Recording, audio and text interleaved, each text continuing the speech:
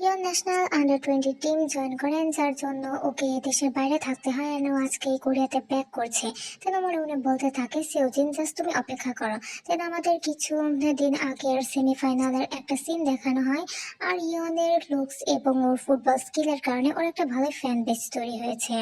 দেন ইয়ন যখন ড্রেসিং রুমে ছিল, তখন ওর একটা ফ্রেন্ড এসে ওকে বলে, চাচা তুমি জানো আমার এক ফ্রেন্ড না তোমাকে অনেক বেশি পছন্দ করে, তো ও জানতে চাচ্ছিল যে তুমি কাউকে ডেট করছো কিনা। চাইয়ন তখন বলে যে হ্যাঁ করছি, আর সে কোরিয়াতে আছে। ফ্রেন্ডটা তখন বলে, ও নো, তুমি নিজে সুইটি পাইকে কোরিয়াতে রেখে এসেছো, অনেক বেশি স্যাড ব্যাপার।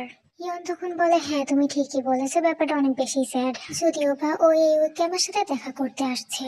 ফ্রেন্ডটা তখন বলে, সত্যি আমি কি ওর সাথে দেখা করতে পারি? আমি অনেক বেশি কিউরিয়াস। ইয়ন তখন বলে, ওয়েল আমি শিওর না যে আমাদের কাছে সেটার জন্য টাইম থাকবে কিনা। দেন নেক্সট সিনে জিনের আবার কোরিয়াতে ফিরে যাওয়ার টাইম চলে আসে। ইয়ন তখন রিসেপশনে এসে জিজ্ঞাসা করে যে ফ্লাইট আসতে আর কত দেরি।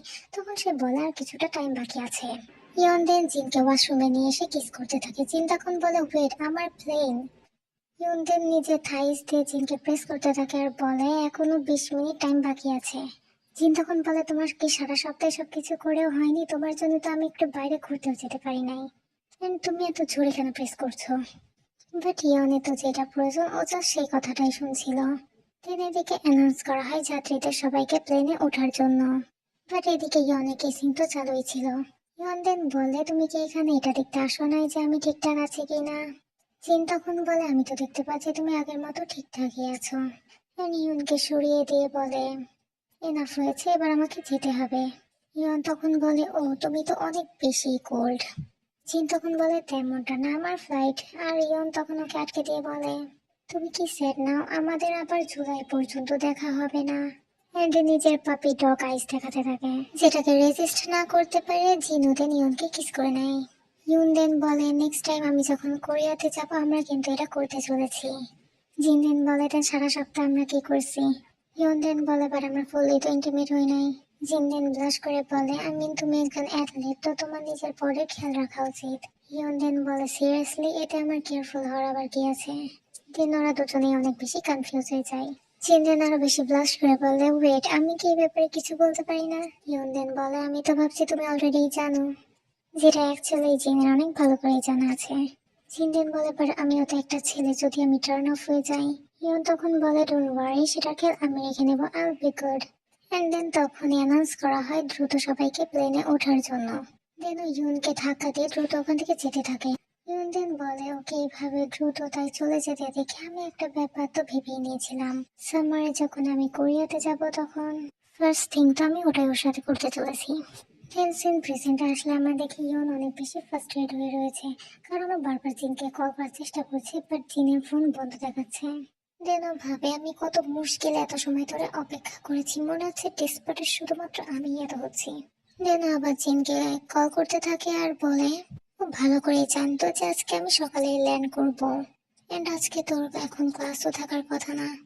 এন্ড ও রেগে ওখান থেকে যাওয়া শুরু করে, যেটা ওর আশেপাশে থাকা লোকজনও লক্ষ্য করে। দেনা বলে, কিম সিওজিন আজকে তো তুমি শেষ। এদিকে জিন নিজের ফোন চেক করে এত কল মেসেজেস দেখে তো অনেক বেশি অবাক হয়ে যায়। দেনা দ্রুত উঠে সবাইকে বিদায় জানিয়ে দ্রুত দ্রুত ওখান থেকে যেতে থাকে। একটা মেয়ে তখন বলে, ওয়েট সিওজিন, বলে যে ও এত দ্রুততায় কোথায় যাচ্ছে। আরেকজন তখন বলে, আমি তো চাচ্ছিলাম একসাথে আমরা লাঞ্চে যাব। এদিকে ইয়নের রাগ তো পুরো 100%-এ পৌঁছে গেছে, অ্যান্ড ও জিনের স্কুলে পর্যন্ত চলে এসেছে, যেখানে অন্য স্টুডেন্টরা ওকে দেখে চিনতে পারে যে ও একজন ন্যাশনাল লেভেলের অ্যাথলেটস। আর ভাবতে থাকে ওকে এত বেশি স্কেরি কেন দেখাচ্ছে। জিন তখন দ্রুত এখানে এসে বলে যে তোমার কি মাথা খারাপ হয়েছে? ইয়ন তখন বলে, ফাইনালি তুমি আসলে। ইয়ন তখন বলে, আমার কল সিগন্যাল করে এত ভালো সময় কাটাচ্ছিলে, তো একবারে আমি চলে যাওয়ার পরে নেক্সট উইকেতে আসতে পারতে। জিন তখন বলে, বাজে কথা বলো না গাধা কোথাকার, তুমি জানো আমি কতটা ভয় পেয়ে গিয়েছিলাম, আমি ভাবছি তোমার কিছু হয়ে গেছে। ইয়ন তখন বলে, তো আমার কল কেন ধরো নাই? তোমার তো আজকে ক্লাসও ছিল না।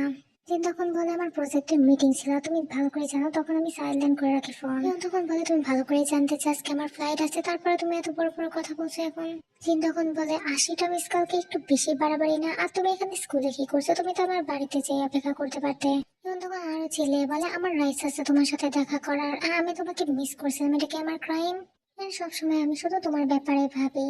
যেন বলে, হে জিন আমার দিকে তাকাও। জিন তো এসব কথা শুনে অনেক বেশি ব্লাশ করতে থাকে আর বলে যে আস্তে কথা বলো, এখানে আমরা ছাড়াও অনেক লোক আছে।